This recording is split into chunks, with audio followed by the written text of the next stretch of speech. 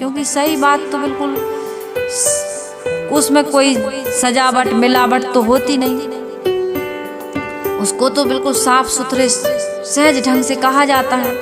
किसी को विश्वास हो या ना हो, उसमें कोई मिलावटबाजी नहीं होती है। तो साहब कोई मिलावट नहीं करते हैं, सजावट नहीं करते हैं, किसी प्रकार का चमत्कार नहीं फैलाते हैं। तो आदमी कहते हैं कि नहीं, गीता में तो कृष्ण ने लिखा है ना, वेद प्रभु के वचन है, इसलिए हम मानेंगे। और ये तो सदगुरु कबीर साहब जी कह रहे हैं, कोई छाप कोई मोहर कुछ है ही नहीं है सदगुरु कबीर साहब जी की वाणी में, तो हम कैसे मान लें। लेकिन साहब कह रहे हैं कि मनुष्यों ने झूठे लोगों से नकली माल का व्यापार किया, ये झूठी झूठी बातें सुन करके तो मोक्ष बाहर से मिलेगा, ईश्वर ब्रह्म परमात्मा किसी लोकांतर में मिलेगा, मरने के बाद मोक्ष मिलेगा, ये झूठा व्यापार है।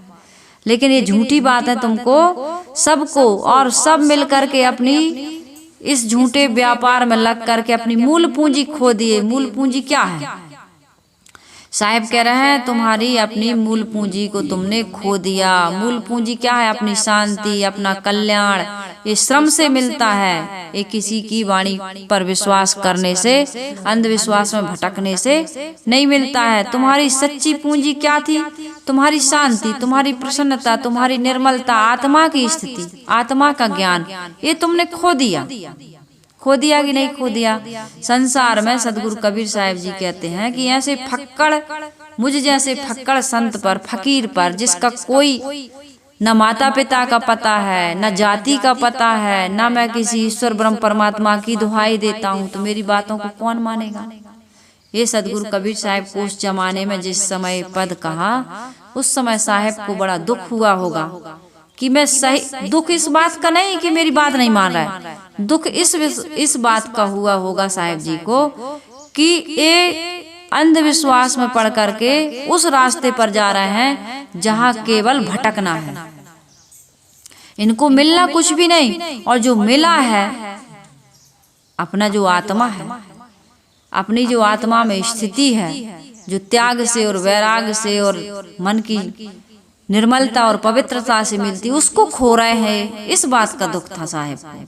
इस बात का दुख नहीं था कि मेरी बात नहीं मान रहा है, उनको दुख इस बात का था कि व्यर्थ में ये दुख उठा रहे हैं और इतने गंदे गंदे कर्म कर रहे हैं, इतनी मान्यताओं पड़े हुए हैं कि ये मानव जीवन के सुनहले चांस को एक खो करके 84 के चक्कर में जाने की तैयारी कर रहा है। कृमि कीट आदि, पशु पक्षी आदि बन जाएंगे, वहाँ एक कोई प्रकार का साधन भजन नहीं कर पाएंगे। साहब ने कहा ना, यहाँ सम्मल कर ले आगे विषयी बाट, स्वर्ग विसाहन सब चले जहाँ बनियाना हाट। साहब कह रहे हैं यहाँ ई सम्मल कर ले, यहाँ इस मानव जीवन में अभी संबल इकट्ठा कर लो, पूंजी इकट्ठी कर लो। जैसे आपको हरिद्वार जाना है ना, तो आज अभी साल भर तुम तैयारी करोगे, एक एक पैसा बचाओगे, जोड़ोगे, परिश्रम करोगे, अपने जो मन की जो फैशन है, व्यसन है, किसी प्रकार की गंदी गंदी आदत है, निरर्थक जो तुम क्रियाओं में या किसी भोग में तुम पैसा बर्बाद करते हो, उसको तुम कंट्रोल करोगे कि हमें भैया तीर्थ जाना है, हमको पैसा बचाना है। तो इसी प्रकार से तुमको मोक्ष चाहिए, कल्याण चाहिए, शांति चाहिए, ये मानव जीवन की फिर से मान लो प्राप्ति चाहिए, तो क्या करना होगा? आपको निरर्थक क्रियाओं को त्यागना पड़ेगा। जो तुम व्यर्थ में इधर उधर भटक रहे हो, अपनी समय और शक्ति को बर्बाद कर रहे हो, शून्य में माथा पटक रहे हो, वहां से तुमको अपने समय को बचा करके निरर्थक नहीं सार्थक काम करना होगा। साहब ने कहा कि भाई मैं तो ना किसी ईश्वर का पुत्र हूँ, ना पैगंबर हूँ, ना देवता हूँ, ना कोई चमत्कार दिखाता हूँ, न कोई खुदाई किताब की दुहाई देता हूँ। अपनी बातों को मनवाने के लिए दूसरे संसार के जितने लोग हैं उनको किसी प्रकार का झांसा नहीं देता हूँ। अपनी बातें मनवाने के लिए दुनिया के लोगों को झांसा ना देने वाला लोग किसी प्रकार की नमक मिर्च नहीं लगाता, अपनी बातों में सजावट नहीं करता। कुछ झूठ बिना ऐसी बातों को सुनने वाले संसार में आज बहुत कम लोग हैं। कुछ झूठ बोलो, कुछ चमत्कार दिखाओ, कुछ कहो कि हमारे वचन से, हमारे दर्शन से, हमारे मिलने से हमारे भक्तों का इस प्रकार से लाभ हो गया। अब मुझे एक नाम नहीं लूंगी मैं, एक संत का भक्त फोन किया, कहे हमारे साहेब, हमने कहा तुम्हारे साहेब जी में क्या क्या चमत्कार हो, तो चमत्कार जोड़ते हैं। कहे नहीं, वो अपने मुंह से कभी नहीं कहते। हमने कही आपके गुरुजी आपके मुंह से, उनके मुंह से नहीं कहते, लेकिन आप लोग तो चमत्कार फैलाते हो। कहे नहीं, हम चमत्कार, हम कहे ये बताओ जब तुम गाड़ी से गिरे, उन्होंने कुछ कुछ बताया कि एकदम जंगल में था मैं, 20 फीट नीचे खाई थी, मैं एकदम स्पीड में जा रहा था मोटरसाइकिल से, और मेरा पता नहीं कैसे एक्सीडेंट हुआ, मैं बिल्कुल कुछ भी नहीं जानता, मुझे कौन उठाया, गाड़ी में भी कोई टूट फूट नहीं हुई, मुझे भी कुछ नहीं लगा। और उन्होंने कहा कि अब तुम्हें कोई तकलीफ तो नहीं है, परेशानी तो नहीं लग रही, कुछ कहीं चोट तो नहीं, दर्द तो नहीं, लेकिन कौन कहा मैं बिल्कुल नहीं जानता हूँ। इतनी बेहोशी में वो कह भी गया, अब इनको कोई होश भी नहीं है, इतने जोर से एक्सीडेंट हुआ, इन्हें कुछ लगा भी नहीं, तो वो कौन थे मैं नहीं जानता हूँ। तो तुम क्या बताना चाहते हो, तुम नहीं जानते तो तुम्हारे गुरुजी आए और तुम्हारे कपड़े झड़ाए, तुम्हारे ऊपर हाथ फेरे और पूछे कोई कष्ट तो नहीं है, तो मुझे कुछ भी, एक्सीडेंट हुआ लगा नहीं, तुम्हें कौन बचाने आया वहां तुम्हें पता नहीं, लेकिन बचाने आया था, बोला भी मैं कुछ भी नहीं जानता भी कह रहा है, और इतना सब जान भी रहा है, तो ये चमत्कार नहीं है तो क्या है। कई लोग कहते हैं साक्षात दर्शन हुए मुझे, बिल्कुल साक्षात, मुझसे ऐसे ऐसे बात किए, कहे कि तुम्हें समाज की सेवा करना है, तुम यहाँ बैठो, मैं वहां पर प्रकट हुई हूँ, मैया प्रकट हो गई, मुझसे बात की। तो मैंने कहा फिर और लोगों ने भी सुनी होगी आवाज, कहे नहीं हम अकेले थे। कितने समय की बात, कहाँ की बात, जब फोड़ फोड़ के पूछा गया तो सपने में दिखे थे। कहे अब सपने की बात कहाँ तक सही हो सकती है, साक्षात दर्शन दिए, कब दिए, कहाँ दिए, कैसे दिए, तो सपने में दिए। अब सपना कितना झूठा होता है, कल्पना की बातें होती सपने में, और साक्षात बता रहे हो, और इतना कोई पूछने वाला है नहीं, क्योंकि लोगों को तो विश्वास है कि इनको सही में साक्षात भगवान ने दर्शन दिए होंगे, जब इन्हें दिए तो हमें भी देंगे, इस प्रकार की आशा में और झांसे में पड़ करके लोग अपने समय और शक्ति को बर्बाद कर रहे हैं।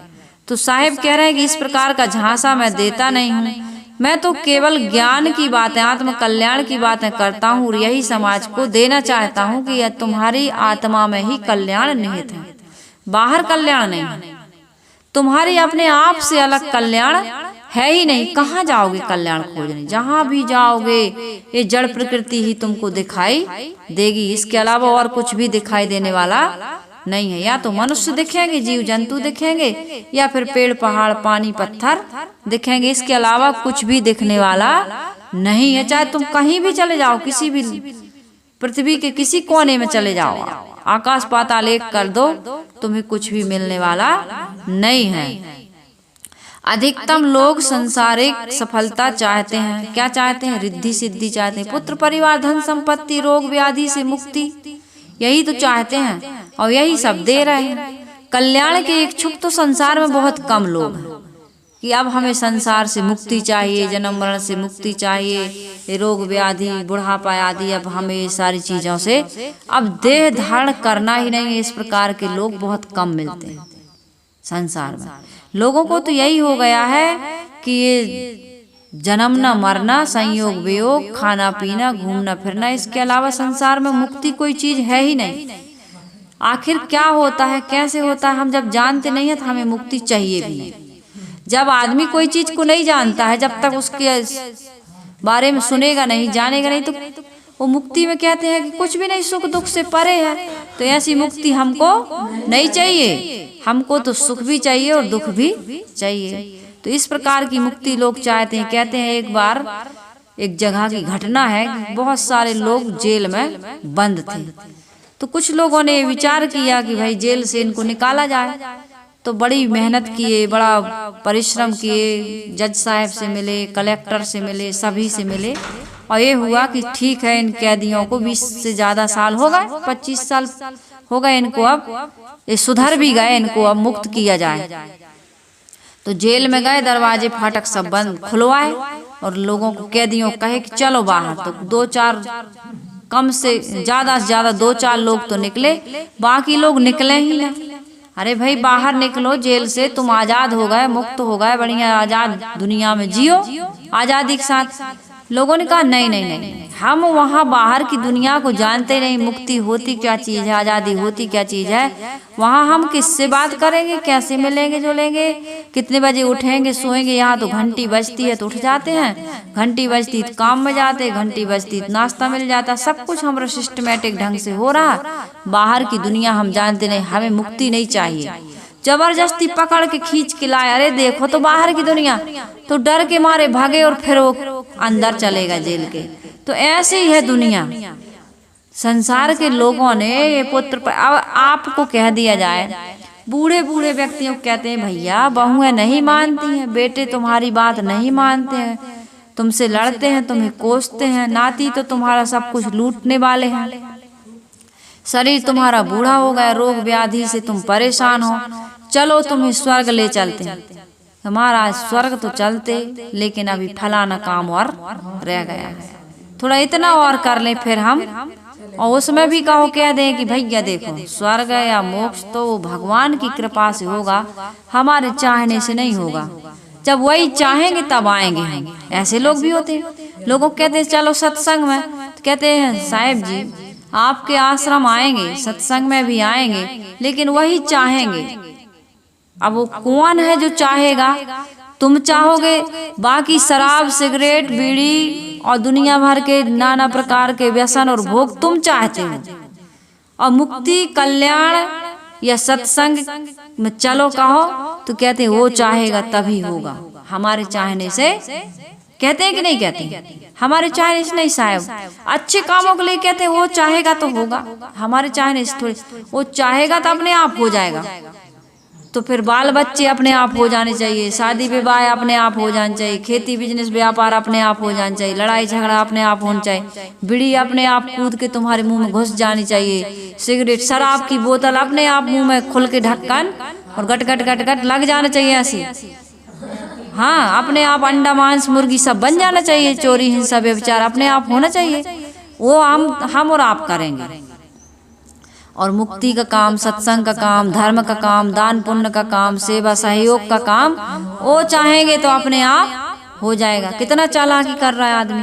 सदगुरु कबीर साहिब जी कह रहे हैं, नर को नहीं परतीत हमारी, झूठा बनिज कियो झूठे सो पूंजी सबन मिली हारी। जो तुम्हें शक्ति मिली है, जो तुम्हें सामर्थ्य मिला है, जो तुम कर सकते हो, उस काम को तुम नहीं कर रहे हो तो पूंजी सबन मिली हारी। सबने अपनी पूंजी को खो दिया। कल्याण के लिए तुम्हें मानव जीवन मिला था, ये शक्ति और सामर्थ्य मिला था, लेकिन तुमने कोई श्रम नहीं किया। तुम तो बस ईश्वर ब्रह्म परमात्मा, हे तेरी सत्ता के बिना हे प्रभु मंगल मूल, पत्ता हिल सकता नहीं, खिले न कोई फूल। बैठे हैं राम राम जपते रहो, जब लग घट में प्राण, और कबहू तो दीनानाथ के झनक पड़ेगी कान। माला जपते रहो जपते रहो, और काम तुम जो कर रहे हो वो ना छोड़ो, मुक्ति का काम ना करो। यहाँ माला जपने से काम हो जाएगा, और यहाँ तन मन धन सब कुछ अर्पण करने से काम, और लगे हैं इसी काम में। तो आदमी समझ नहीं पा रहा। साहब कह रहा है मैं यही समझा रहा हूँ, लेकिन कोई मेरी बातों पर विश्वास नहीं कर रहा है। धर्म के प्रचार के लिए बड़ी बड़ी गप्पें चाहिए, गप्पें। अरे भगवान ने ये किया, भगवान ने वो किया, पूतना का वध किया, अकासुर बकासुर को मारा, कालिया नाग पर उन्होंने डांस किया, है ना। राधा जी उनके साथ थी, उनके साथ डांस किए खूब, है ना। आजकल जो क्लब चलते हैं ना, बार चलते हैं, उस समय भी चलता था। कृष्ण के जमाने में गोपिकाएं सब जल्दी जल्दी काम करके पति बच्चों को छोड़ के नाचने गाने जाती थी। राधा जी उनकी प्रेमिका साथ में रहती थी, और एक एक गोपी के साथ एक एक कृष्ण नाचते थे। ये सारी बात है, कितना ये अंधविश्वास, चमत्कार, झूठी बात। एक एक गोपी के साथ एक एक कृष्ण कैसे नाचेंगे? और ये नाचने गाने वाले थे क्या? और फिर माखन चुराते थे ग्वाल वालों के साथ में, है ना। फिर रुक्मणी को उड़ा के ले गए।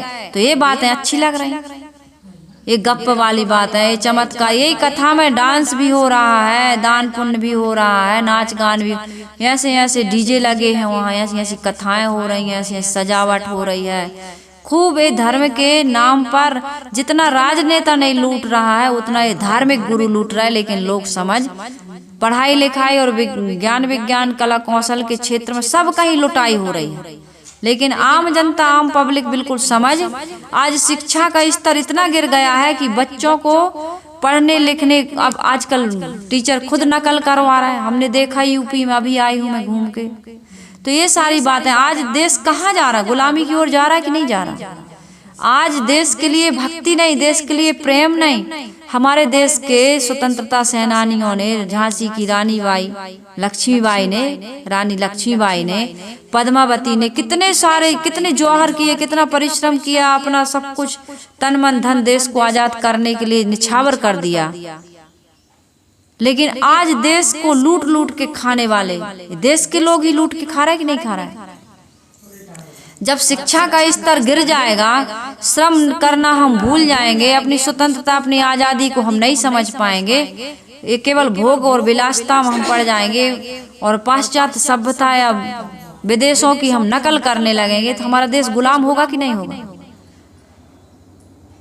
इसलिए आज सतगुरु कबीर साहब की वाणी का, सतगुरु कबीर साहब के विचारों का हमें बहुत ज़्यादा इनको अपने जीवन में उतारने की, इनको समझने की, सुनने की। इसीलिए तो सतगुरु कबीर साहब जी जोर से फटकार करके कहते हैं, साहब कहते, झूठा वनिज कियो झूठे सो, पूंजी सबन मिली हारी, धर्म उपदेश कौने, ये बिना सिर पैर की बातें करना आज भी यदि बंद नहीं किया और जनता इनकी बातें मानती रही, घंटी हिलाती रही, पूजा करती रही, पेड़ों में धागा बांध बांध कर परिक्रमा करती रहेंगे माता बहनें, और बच्चों को भी वही संस्कार देती रही, शंकर भगवान सब कुछ कर देंगे बेलपत्री से, तो सोमनाथ का मंदिर जैसे 17 बार लुटा था, ऐसे भारत फिर लुट जाएगा।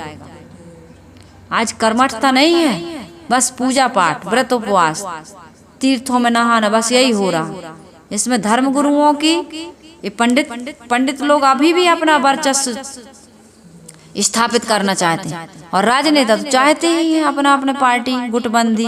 तो सतगुरु कबीर साहब कह रहे, झूठा वनिज कियो झूठे सो, पूंजी सबन मिलिहारी। कबीर साहब की वही बात सामने आ गई कि जो संसार को अनसुहाती लगती। वे कहते हैं कि मनुष्यों ने झूठे लोगों से मिलकर नकली माल का व्यापार किया, अपनी जमा पूंजी भी गंवा दिए। जिस धन से व्यापार शुरू किया जाता है उसको मूल पूंजी कहते हैं, और जब मूल पूंजी लेकर के व्यापार किया जाता है तो उसमें वृद्धि होनी चाहिए, धन में वृद्धि होनी चाहिए।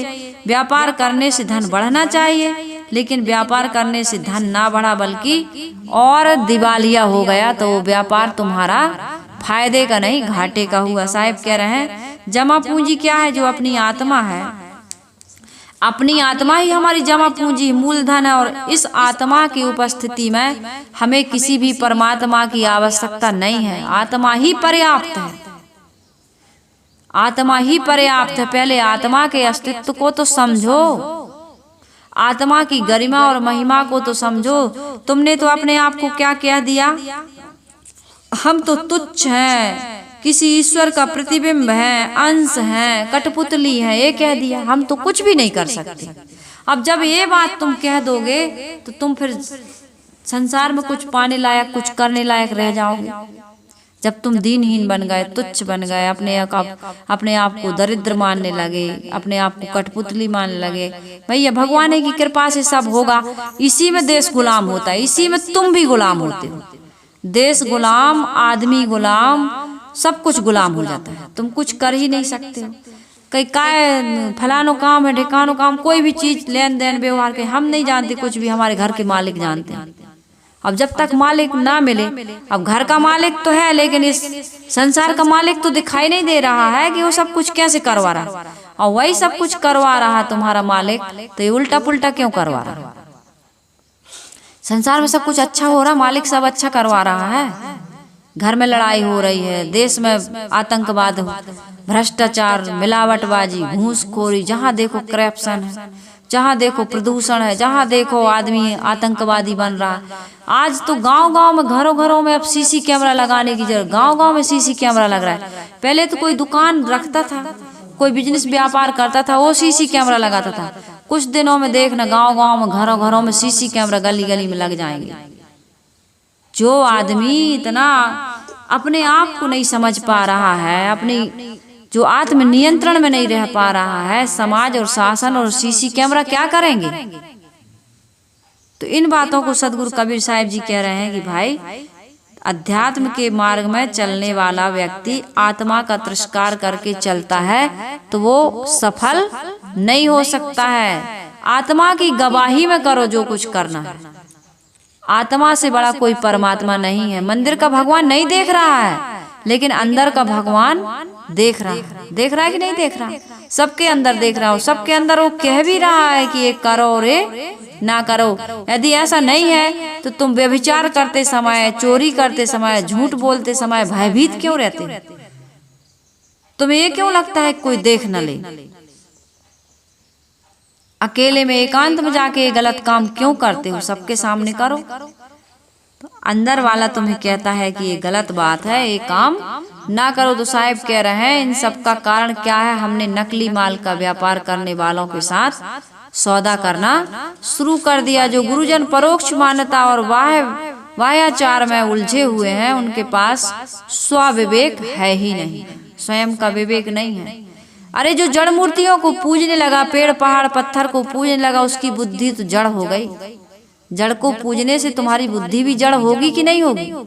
इसलिए तो तुम्हें किसी के दुख दर्द और तकलीफ समझ में नहीं आ रहे हैं। विदेशों में इतना किसी भी माल में मिलावटबाजी नहीं है, एकदम पेवर शुद्ध खाते पीते हैं, जो भी काम करते ईमानदारी से करते हैं। ये भारत में इतना भ्रष्टाचार, और यही 24 अवतार हुए भारत में। भारत से ज्यादा भ्रष्टाचार कहीं नहीं, और यही 24 अवतार।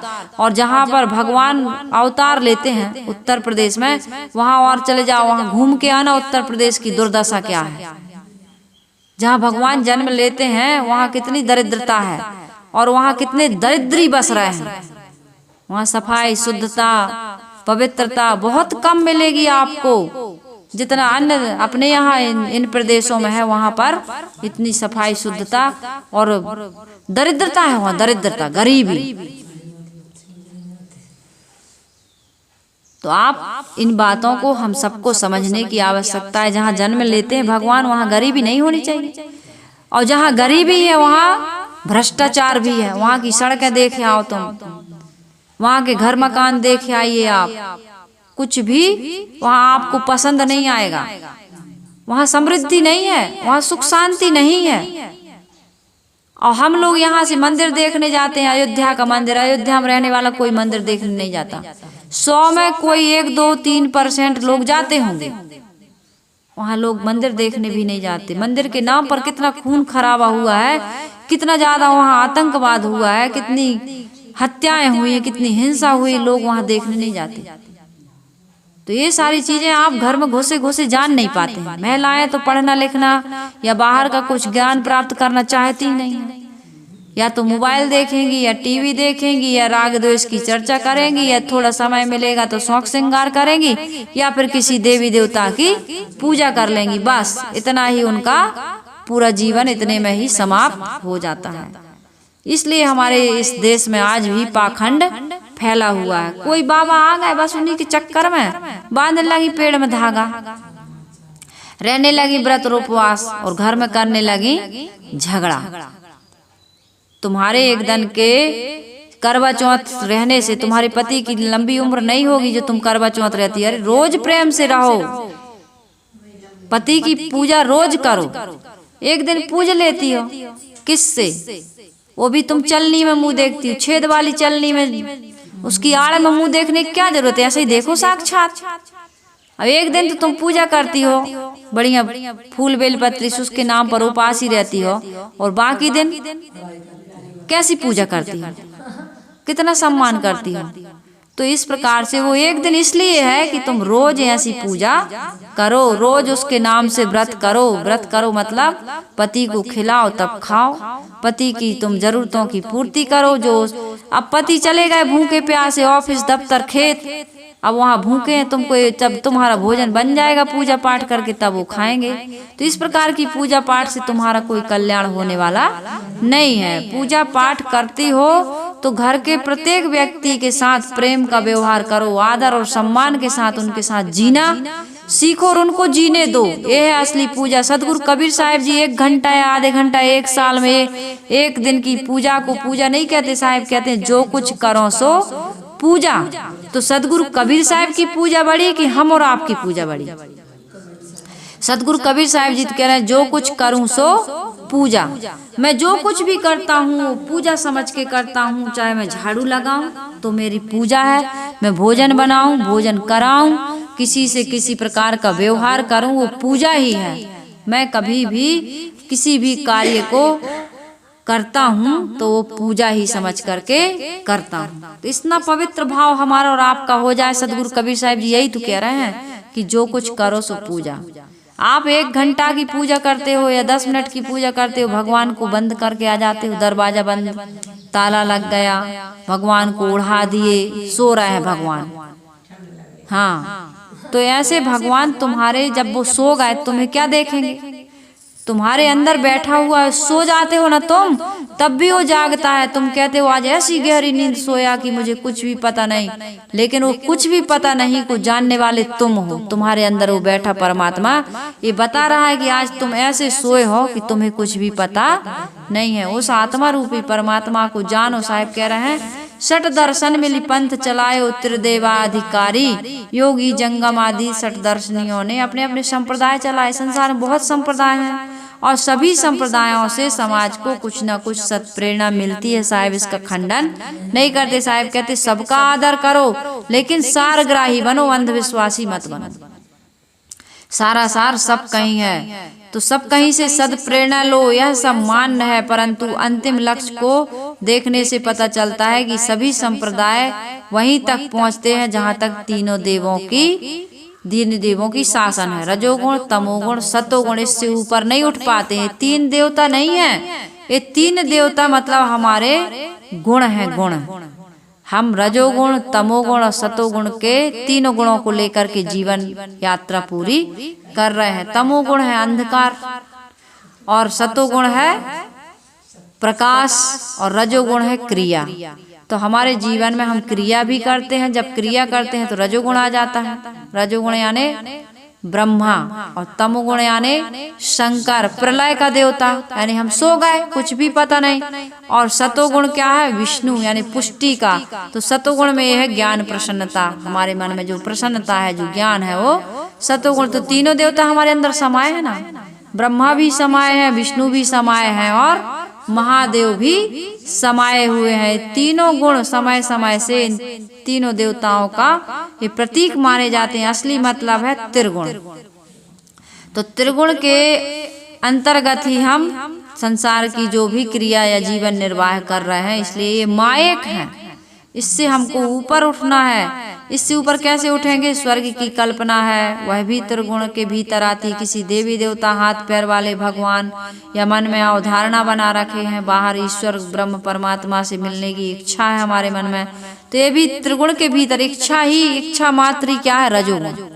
तो ये त्रिगुण के अंदर है। जब तक भौतिक जगत है और जहाँ तक मन चलता है, चाहे स्थूल संसार हो चाहे मन की कल्पना हो, ये त्रिदेव के अधिकार के भीतर की बात है। सब त्रिगुणात्मक है। गुणातीत तो निज चेतन स्वरूप ही है और मन की सारी मान्यताओं के समाप्त हो जाने पर यह अवस्था आती है। तीनों गुणों से आपको ऊपर उठना होगा और वो तीनों गुणों से उठ करके तुम्हें क्या मिलेगा? अपने अस्तित्व का बोध, अपनी आत्मा में स्थिति। वहां पहुंचने के बाद फिर तुम्हारे जीवन में न तन में न मन में किसी प्रकार का दुख नहीं रह जाएगा। ये प्रकृति से आप परे पहुंच जाएंगे और इस रहस्य को समझ में आता नहीं है। समझने वाला या समझाने वाला कोई बिरला होता है, इसलिए इस बात की ज्यादा संसार में चर्चा नहीं होती है, क्योंकि इस यहाँ तक पहुंचने वाले कोई सत्पात्र मिलते ही नहीं हैं।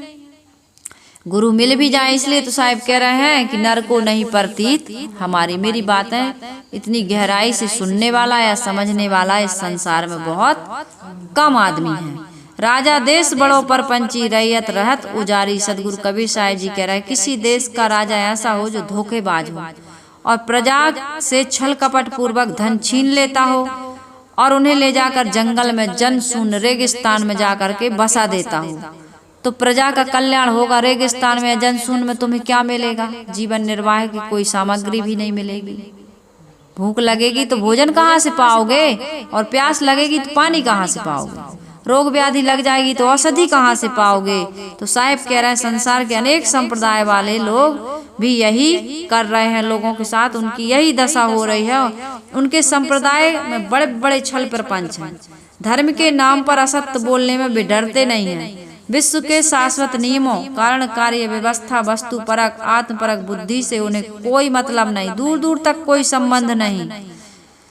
कर्मकांड, आशीर्वाद एवं पूजा के बल पर जनता को सब कुछ देने का झांसा, बात बात में देवी देवता एवं भगवान की दुहाई, अपने कर्म और श्रम पर विश्वास नहीं दिलाते। तो रेगिस्तान में है ना, मिलने वाले तो है नहीं देवी देवता भगवान। तो जनशून्य जगह रेगिस्तान ही तो है, जंगल ही तो है। अभी तुम मैया के दरबार पे चली जाओ, वहां पानी भी नहीं मिलेगा। वहां जाके पानी मांगोगे तो पानी भी नहीं मिलेगा।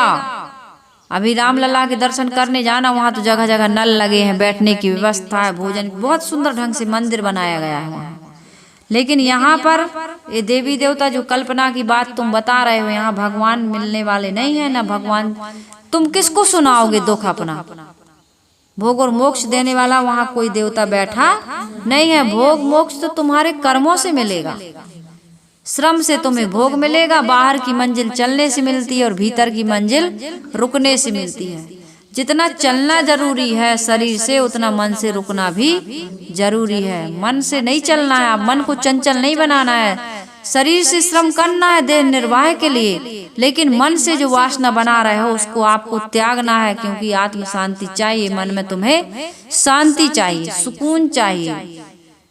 और ये कब होगा? वासना के त्याग से होगा, मोह ममता आसक्ति के त्याग से होगा। साहिब कहते रैयत रहत उजारी, अर्थात ज्ञान एवं रहनी के बिना अनुगामी जन शून्य में भटक रहे हैं। न ज्ञान है न रहनी है, तो शून्य में भटक रहे हैं। जहाँ कुछ भी नहीं है वहाँ उन्होंने सब कुछ मान लिया।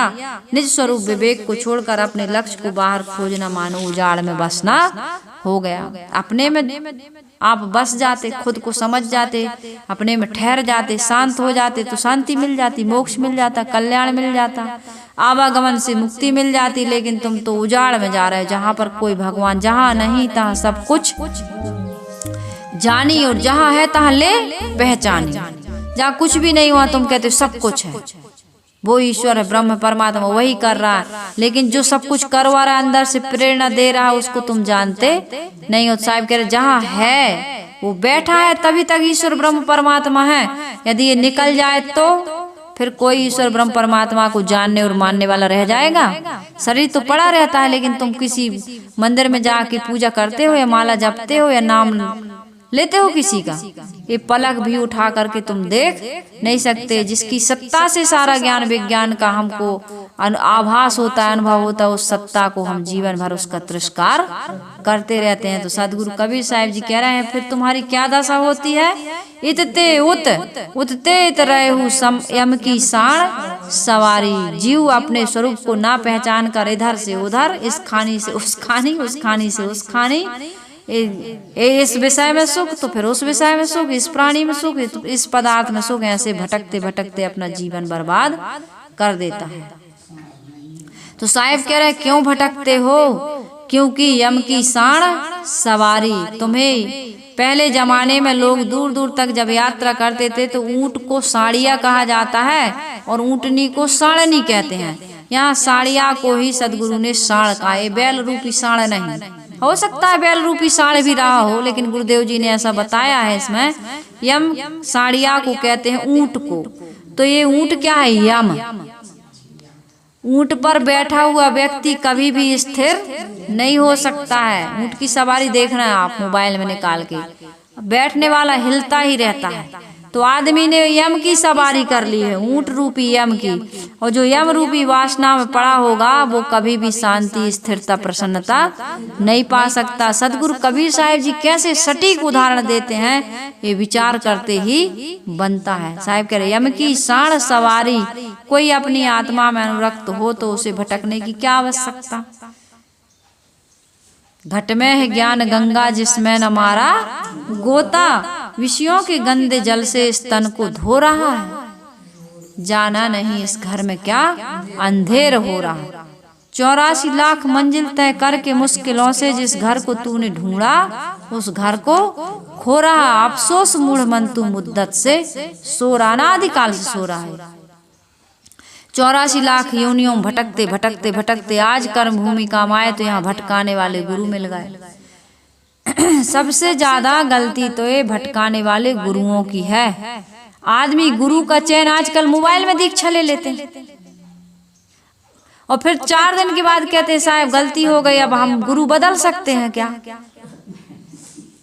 यहाँ लोग पत्नी बदल रहे हैं, अध्यात्म के क्षेत्र में धर्म के क्षेत्र में गुरु बदल रहे हैं और इसी अज्ञान में पड़े पड़े आदमी शरीर रूपी चोला बदल रहा है। एक चोला से दूसरे चोला में जा रहे। बदलने का क्रम बंद करो, खूब सोच समझ करके चयन करो और अपने जीवन को कल्याण की ओर गतिशील करो। सदगुरु कबीर साहब जी कह रहे भटकना तो सब जान रहे हैं, भटकना बंद तो तब होगा जब अपना लक्ष्य, अपना मोक्ष, अपना परमात्मा बाहर खोजना तुम बंद कर दोगे। बाहरी दृश्यों को ही वासनाएं कहते हैं। बाहरी दृश्यों में जो आसक्ति है उसे वासना कहा जाता है। वे ही जीव को लेकर के भटकाती रहती हैं। तुम्हें कोई नहीं भटकाता, तुम्हारी अपनी गंदी गंदी वासनाएं ही तुम्हें भटका रही हैं। वासनावासी हम संसार में यत्र तत्र भटकते हैं।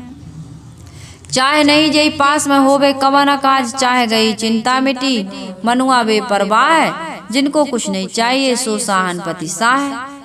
जिसको कोई इच्छा नहीं है ये बैठे हैं हम, हमें नहीं जाना भैया, हमें नहीं देखना सुनना, हमें नहीं घूमना, हम अपने घर में खुश हैं। कहाँ जाओगे? ना तुम्हें परिश्रम करके पैसा कमाना है, ना तुम्हें तैयारी करके बैग तैयार करना है और ना वहाँ ट्रेन में उतरना, ना चढ़ना है, ना भूखे प्यासे रहना है। कहीं भी घूमने जाते हो नशा और शौक में चले तो जाते हो, लेकिन कहते हो तारीख ही गिनते हो, फिर ऐसे उंगलियों पर गड़रा बने ना इन्हें, हाँ आज इतनी तारीख है इतने में जाना। भैया जल्दी जल्दी घूम ले, फिर हमको जाना है जाना है जाना है। लेकिन साहब कह रहे जाना जाना सब कहें मोई अंदेशा और अब जब साहिब से परिचय नहीं तो बैठोगे कहीं ठौर। तुम अपने ठौर को ठिकाना को भूल गए। अब जाना जाना तो कह रहे, लेकिन जाओगे तो पहुंचोगे कहाँ? साहिब कह रहे जासो नाता आदि का बिसर गया सो ठौर और 84 के बस परे कहें और की। और ये 84 के चक्कर काटते काटते तुम और कहने लगे। तुम अपनी ठौर को ठिकाने को, अपनी आत्मा को, अपने आप को ही भूल गए। अपने को आप भूल के हैरान हो गया, माया के जाल में फंसा वीरान हो गया। 84 के चक्कर में पड़ के अपना ठौर भूल गए। जासो नाता आदि का, आदि यानी आरंभ को कहते हैं। जन्म के साथ तुम्हारे साथ कौन आया था? ये आत्मा यदि माँ के गर्भ में न जाती तो शरीर न बनता, और उस आत्मा को लेकर के शरीर सहित संसार में आए, उसी आत्मा को भूल गए। 84 के बस पर कहें और की। और तुम तो कहते हो और कोई ईश्वर है, ब्रह्म है, परमात्मा, देवी देवता है। अब ये आत्मा अब भी निकल जाने दो यहाँ से। फिर कोई ईश्वर ब्रह्म परमात्मा देवी देवता को तुम मान जान नहीं पाओगे, तो आत्मा को जानो।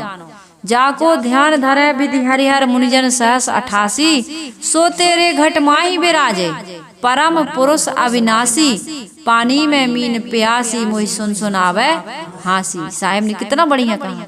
जाको ध्यान धरे विधि हरिहर, ब्रह्मा विष्णु महेश भी उसका ध्यान धर रहे हैं, वो तुम्हारे अंदर बैठा है। सो तेरे घट माही बिराजे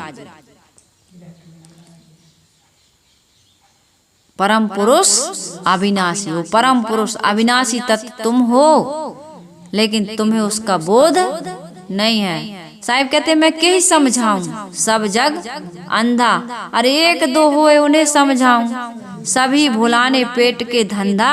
मैं के समझाऊं सब जग अंधा। ये पेट के धंधे में कहीं के कहीं बता रहे लोग चमत्कार।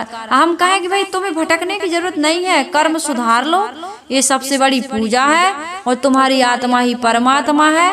इस प्रकार का ज्ञान दे दें तो फिर तुम्हें पूजने वाला कौन रहेगा? यहाँ आओ हमारे पास, हम भगवान से मिलाएंगे। हम एजेंट बन गए भगवान के। हम तुम्हारे पाप भी काट देंगे, पुत्र भी दे देंगे, धन संपत्ति भी दे देंगे, मुकदमा में विजय भी दे, तब तो तुम हमें पैसा चढ़ाओगे, ऐसे ही थोड़ी चढ़ा दोगे। लेकिन एक बार यदि सच्चे सदगुरु मिल गए तो ये सारा झंझट, न तुम्हारा कोई मुकदमा रह जाएगा, न कोई पेशी रह जाएगी, न तुम्हारा कोई दुख रह जाएगा। दुख के कारण को ही वो समाप्त कर देंगे। ऐसे सदगुरु की आवागमन न सावै, संतोषो सतगुरु मोहि भावै। डोलट डिगे न बोलत बिसरे, असुपदेश सुनावे। सदगुरु कबीर साहब कहते हैं ऐसे गुरु मिले तो हमारा काम बन सकता है। घट में अलख लखावे। अलख हमारे अंदर आत्मा बैठी है लेकिन वो दिखती लखने में नहीं आती, उस अलख को लखा दे ऐसा गुरु हमको भटका दे नहीं।